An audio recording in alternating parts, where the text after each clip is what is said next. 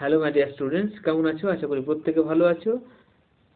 আজকের ক্লাসে আমরা পড়ব ক্লাস 9 এর প্রথম চ্যাপ্টারের একটি টপিক, যার নাম হচ্ছে একক লেখার নিয়ম।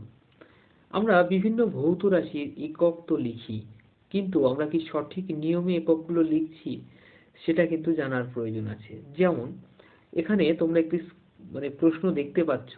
প্রশ্নটা হচ্ছে, এসআই পদ্ধতিতে বলের সঠিক একক কোনটি?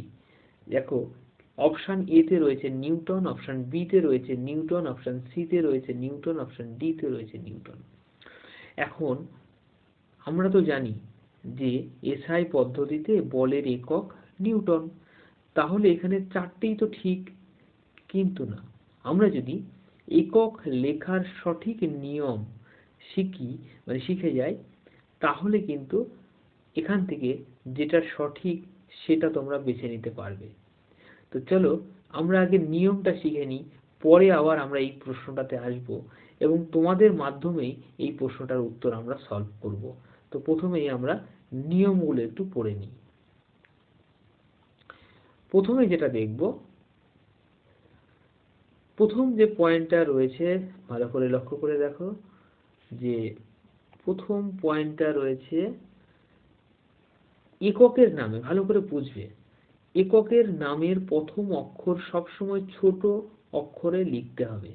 কোনো বিজ্ঞানীর নামে একক হলে তার ক্ষেত্রেও এই নিয়ম প্রযোজ্য। আমি আবার রিপিট করছি, এককের নামের প্রথম অক্ষর সবসময় ছোট অক্ষরে লিখতে হবে। যেমন একটা উদাহরণ দিই তোমাকে। মনে করো তুমি লিখছো নিউটন।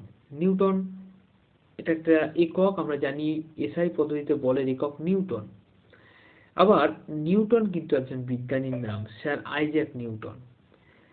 কিন্তু আমরা যখন একক লিখব তখন এটাকে কিন্তু স্মল লেটারে লিখতে হবে। যেমন জুল, দেখো স্মল লেটারে লেখা আছে। অ্যাম্পিয়ার, এটা স্মল লেটারে লেখা আছে। ভোল্ট স্মল লেটারে লেখা আছে। তুমি যদি ক্যাপিটাল লেটারে লেখো, অর্থাৎ প্রথম লেটারটা ক্যাপিটাল দিয়ে শুরু করো, সেক্ষেত্রে কিন্তু সেটা প্রযোজ্য হবে না। যে নিচের গুলো দেখো, নিউটন, জুল, অ্যাম্পিয়ার এবং ভোল্ট, এই যে কটা আছে এটা কিন্তু সঠিক নয়। সঠিক হচ্ছে উপরের গুলো। তাহলে প্রথম নিয়মটা কি বুঝতে পারলে? যে কোনো একটি একক তুমি যখন লিখবে তখন সেটাকে কিন্তু স্মল লেটারে লিখতে হবে। যেমন আমি আরেকটা উদাহরণ দিই। মনে করো তুমি লিখছো কেজি, তাহলে কেজি যখন লিখবে তখন কে জি এইভাবে স্মল লেটারে লিখতে হবে। ক্যাপিটাল লেটারে লিখলে কিন্তু ভুল হবে। ঠিক আছে? ওকে, এবার আমরা 2 নম্বরের পয়েন্ট একটু দেখব। 2 নম্বরের পয়েন্ট, কোনো বিজ্ঞানীর নামে একক হলে তার প্রতীক বড় হরফ বড় অক্ষরে হবে, অন্যান্য সমস্ত এককের চিহ্ন ছোট অক্ষরে হবে। আমি রিপিট করছি, কোনো বিজ্ঞানীর নামে একক হলে, যেমন ধরো নিউটন, জুল, অ্যাম্পিয়ার, ভোল্ট, এগুলো সবই কিন্তু কোনো না কোনো বিজ্ঞানীর নাম দিয়ে একক। এবার আমরা যদি মনে করি যে আমি বিজ্ঞানীর নাম পুরোটা লিখব না, আমি এককটাকে প্রতীকের সাহায্যে লিখবো। যেমন ধরো নিউটন, আমি যদি মনে করি নিউটনকে আমি এন দিয়ে লিখবো, তাহলে কোনটা সঠিক হবে? ক্যাপিটাল এন নাকি স্মল এন? কোনটা সঠিক হবে? তাহলে এখানে নিয়ম কি বলছে, যে কোনো বিজ্ঞানীর নামে একক হলে তার প্রতীক বড় অক্ষরে লিখতে হবে। প্রতীকটা বড় অক্ষরে লিখতে হবে, অর্থাৎ সঠিক উত্তর হবে কিন্তু এইটা। এটা কিন্তু সঠিক উত্তর হবে না। যখন তুমি, আমি রিপিট করছি, প্রথমে আমরা যখন পুরো নামটা লিখেছিলাম তখন কিন্তু ছোট অক্ষরে লিখেছি, স্মল লেটারে লিখেছি। কিন্তু তুমি যখন পুরো নাম না লিখে শুধুমাত্র প্রতীক ব্যবহার করবে, যেমন নিউটনকে এন, জুলকে জে, যখন তুমি প্রতীক ব্যবহার করবে তখন কিন্তু তোমাকে ক্যাপিটালে লিখতে হবে। ওকে, এক্ষেত্রে বিজ্ঞানীর নাম দিয়ে তো আমরা বুঝলাম, কিন্তু যদি কোনো একটা একককে অন্য অন্য সমস্ত ক্ষেত্রে কিন্তু ছোট হরফে লিখতে হবে। যেমন ধরো কেজি, এই যেটা বললাম, মিটার, দেখো ছোট হরফে লেখা আছে। কিন্তু যখনই বিজ্ঞানীর নাম হয়ে যাচ্ছে তখন কিন্তু এটা বড় লেটার, ক্যাপিটাল লেটারে তোমাকে লিখতে হবে। এবার আমরা 3 নাম্বার পয়েন্টটা দেখব। এই প্রত্যেকটি 10টা পয়েন্ট আমি আজকে দেখাবো। প্রত্যেকটা পয়েন্ট যদি তোমরা ঠিকঠাক পড়ো তাহলে কিন্তু অলরেডি তোমরা প্রত্যেকটি একক ঠিকঠাক লিখতে পারবে। আচ্ছা, এখনো পর্যন্ত আমরা যে দুটো নিয়ম শিখলাম, এই দুটো নিয়মের মাধ্যমে আমরা একটু দেখে নিই আমি যে প্রথমে যে প্রশ্নটা তোমাদের সামনে রেখেছিলাম তার সঠিক উত্তরটা তোমরা দিতে পারো কিনা। চলো দেখে নিই প্রথম স্লাইডটা আমার। এসআই পদ্ধতিতে বলের সঠিক উত্তর, সঠিক একক কোনটি হবে? তাহলে বুঝতেই পারছো, নিউটন। নিউটন আমরা যখন টোটালটা মানে নিউটন মানে পুরো নামটা যখন লিখবো তখন কিন্তু সঠিক উত্তর হবে এইটা। আর তুমি যখন প্রতীক ব্যবহার করবে, প্রতীক দিয়ে যখন লিখবে তখন কিন্তু সঠিক উত্তর হবে এইটা। অর্থাৎ সঠিক উত্তর এখানে দুটো, বি এবং ডি। আমরা পরবর্তী যে পয়েন্টগুলো আছে সেগুলো নিয়ে আলোচনা করি। 4 নম্বর পয়েন্ট, লব্ধ এককের ক্ষেত্রে বিভিন্ন এককের মধ্যে একটি করে ফাঁক থাকবে। 4 নম্বর পয়েন্ট কি বলছে? লব্ধ এককের ক্ষেত্রে, লব্ধ একক যেমন ধরো নিউটন মিটার, এটা একটা লব্ধ একক।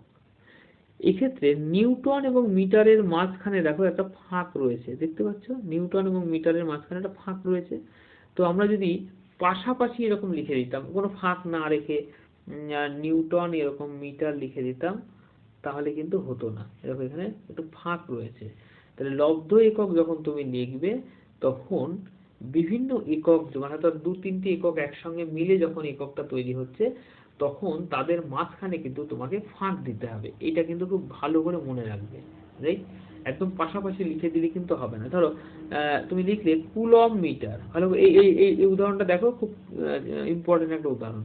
কুলম মিটার লিখলে তুমি যদি এইটা লেখো এটা কিন্তু হবে না।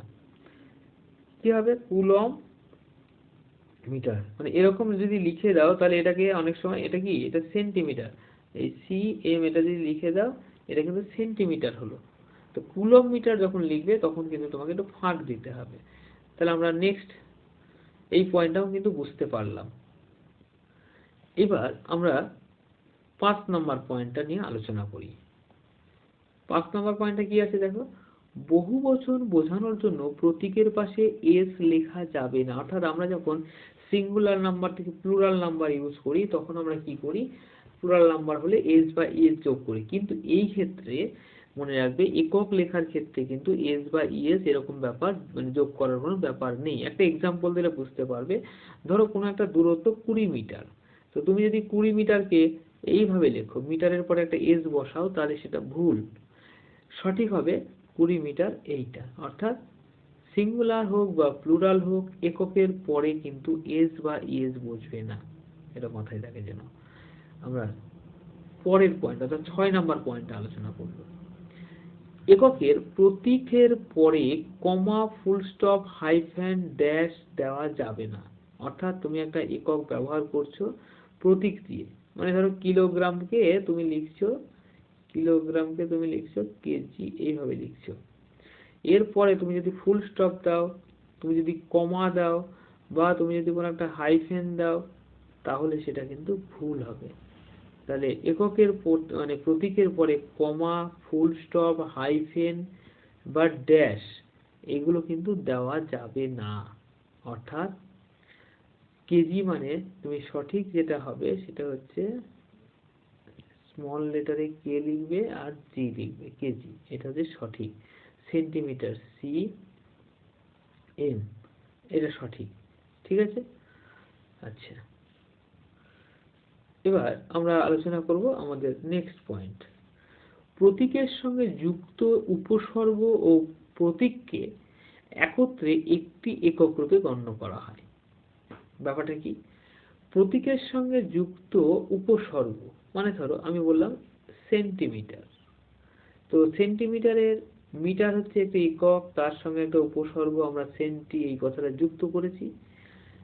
এরকম ক্ষেত্রে কি হবে, এই দুটোকে প্রতীক, উপসর্গ এবং প্রতীককে একত্রে একটি একক রূপে গণ্য করা হবে। তার মানে সেন্টিমিটার, সেন্টি এবং মিটার এই দুটো মিলে সেন্টিমিটার, এটাকে একসঙ্গে লেখা হবে। আবার এর উপরে যদি তুমি এরকম ব্র্যাকেট দাও তাহলে কিন্তু ভুল হবে। যদি মানে আমরা যদি কোনো ঘাতে উন্নীত করি, মানে এই এককগুলোকে যদি আমরা কোনো ঘাতে উন্নীত করি, সেই ক্ষেত্রে কিন্তু আমরা যদি ঘাতে উন্নীত করি তাহলে সেই ক্ষেত্রে ব্র্যাকেট ব্যবহার করা যাবে না। অর্থাৎ সেমি স্কোয়ারটাকে এটাই সঠিক, এটা লিখলে কিন্তু ভুল হবে। এরপরে আমরা পরের পয়েন্ট আলোচনা করব, কেলভিন উষ্ণতার প্রাথমিক একক, এতে ডিগ্রি চিহ্ন দেওয়া যাবে না। অর্থাৎ যেমন একটা এক্সাম্পল তোমাদের দেখাই, মনে করো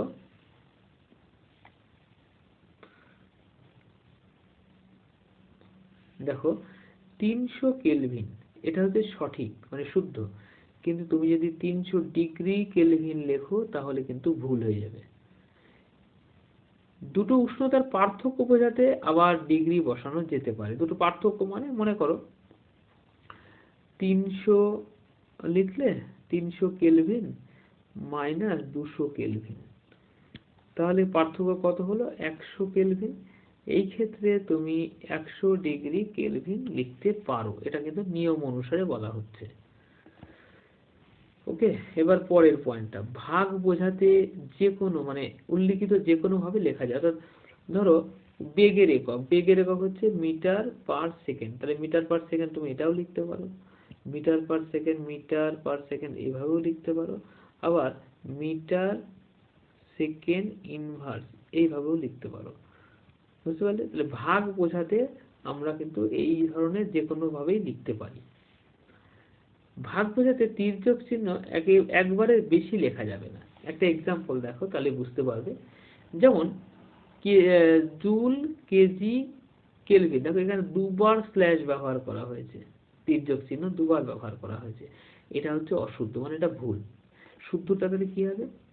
শুদ্ধটা হবে জুল, আমরা কি বলি joule per KG per kelvin এরকম বলি তো, কিন্তু এই স্ল্যাশটা কিন্তু বারবার ব্যবহার করা যাবে না। জুল পার কেজি কেলভিন, স্ল্যাশটা কিন্তু একবারই ব্যবহার করতে হবে। অথবা তুমি এইভাবেও লিখতে পারো, এটাও শুদ্ধ।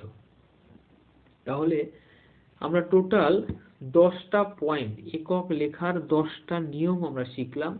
এরপরে যে কোনো একক, এই ক্লাসটা করার পরে আর কোনো রকম একক লেখার ক্ষেত্রে ভুল তোমাদের কিন্তু হবে না। আশা করি ক্লাসটা তোমাদের অবশ্যই কাজে আসবে। যদি একটুও বেনিফিটেড হও তাহলে অবশ্যই একটি লাইক করো। চ্যানেলে নতুন হয়ে থাকলে এই ধরনের ভিডিওর আপডেট পেতে অবশ্যই চ্যানেলটি তোমরা সাবস্ক্রাইব করে রাখো, আর বেল আইকনটি অবশ্যই অন করে রাখবে। দেখা হবে পরের ক্লাসে, ততক্ষণ প্রত্যেকে ভালো থেকো, টাটা।